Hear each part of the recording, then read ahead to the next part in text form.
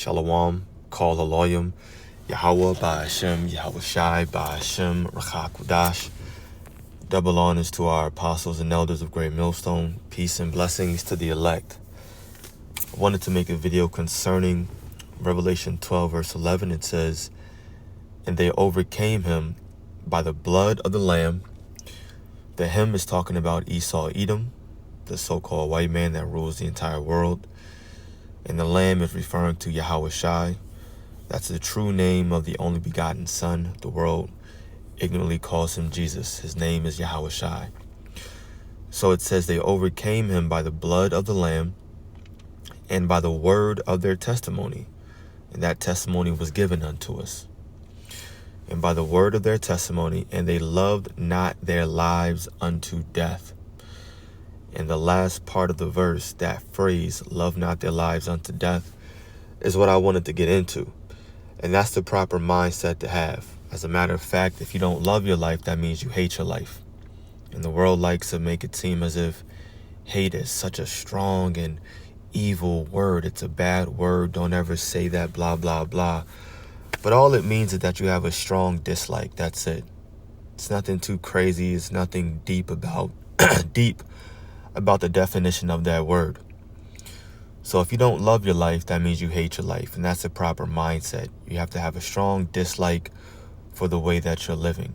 Even if you're making a cool 6 figures, whatever you have a whole bunch of money stacked up in your bank account. You're not struggling. It's easy to pay your rent. So on time, you've never missed a payment. None of that matters. Because at the end of the day, you should have the understanding that you're still a slave. You're still living in the land of your captivity. You're still subject to payments. You're not sovereign. As a matter of fact, you're being ruled over by this wicked flesh. You sin every single day. And you can't uphold righteousness in this land. We can do our best personally to keep the laws, statutes, and commandments. But at the end of the day, the laws aren't going forth amongst the entire world, and we can't keep it fully. So for all those things, you should still hate your life, meaning you should have a strong dislike for the way that you're living, the situation that you're in, that you can't change anything personally, right? We need Yahweh Shai. We need a savior. And that's what this means. They love not their lives unto death. That's got to be the mindset, even if death is your appointed lot by Yahweh Ba'ashem Yahweh Shai. Like if that's your story, if you're going to be, or soon, whatever, to be a martyr, you, me, whoever, it is what it is. Now, watch when we go to a different version in the NLT.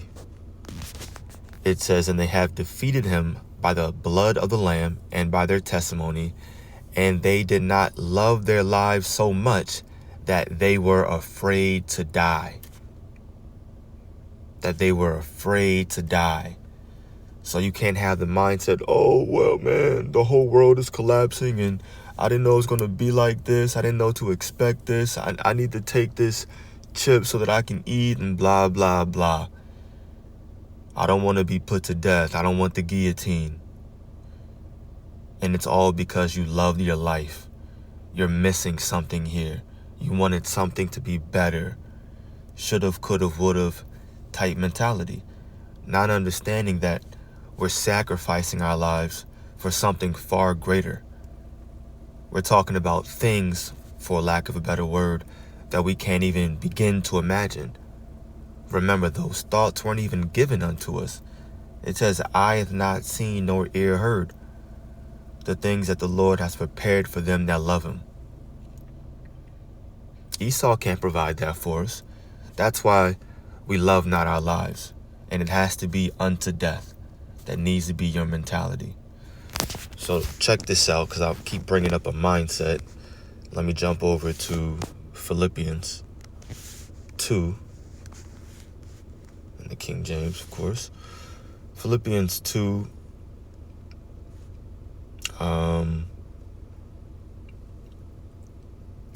Starting at verse 5.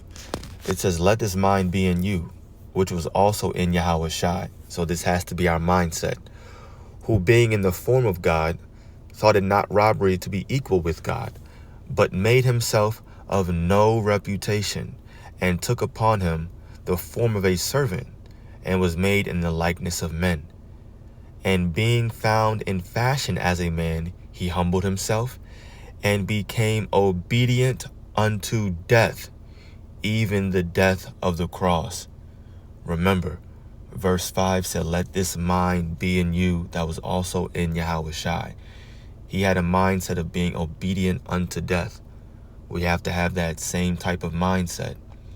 And that comes with understanding that really we're not living. We're just servants getting by. Why do you think it says in the Lord's Prayer we ask for our daily bread? Yeah, that's because this ain't living.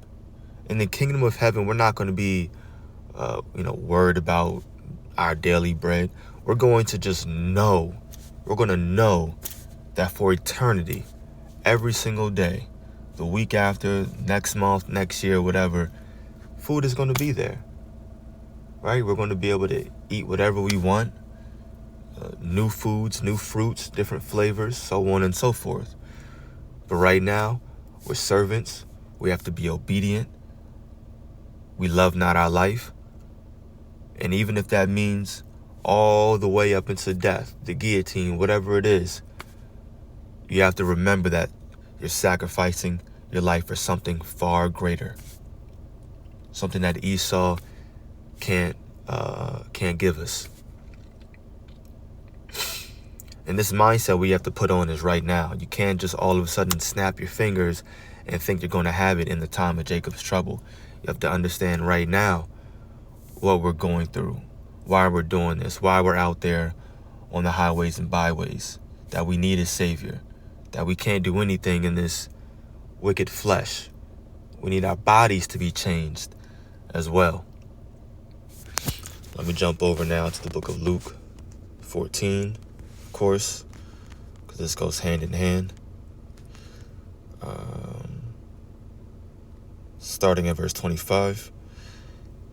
It says disciples tested as a subtitle. Verse 25. And there went great multitudes with him, and he turned and said unto them, if any man come to me, and hate not his father, and mother, and wife, and children, and brethren, and sisters, yea, and his own life also, he cannot be my disciple. And whosoever doth not bear his cross, and come after me, cannot be my disciple. So Yahushua is saying, look, you guys are, you're right here. You want to follow me. Well, this has to be the mindset in order to actually follow me and be my disciple. You can't have so much emotion and feeling regarding these other people in your life that you won't be able to sacrifice and do the things that I'm telling you is necessary. That's what he says. That's what he means. Hate not his father, your mother, your wife. It doesn't mean that you're walking around and, they give you a call and you're hanging up. You're just hitting the end button as soon as you get the call. You're not talking to them, no relationship at all. No, that's not what that means.